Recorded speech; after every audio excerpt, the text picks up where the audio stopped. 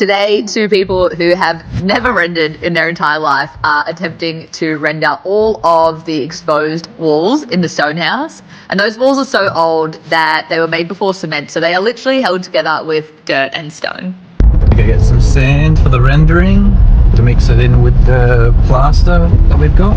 About 200 litres of sand today, I think, is what we'll probably need.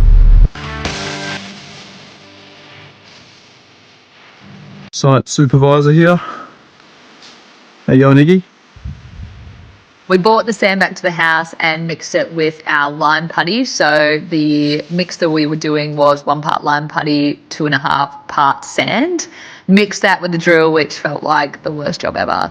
And then Vaughan had to cut a whole heap of water down from the shearing shed because we actually have no water at the house. So we wanted to wet all the walls to make sure that the wall doesn't dry the water out too much. And then we started rendering. And let me tell you, it was a lot harder than the TikTok videos made it look. This is a very steep learning curve, and I don't know how they make it look so good. But anyway, we persisted.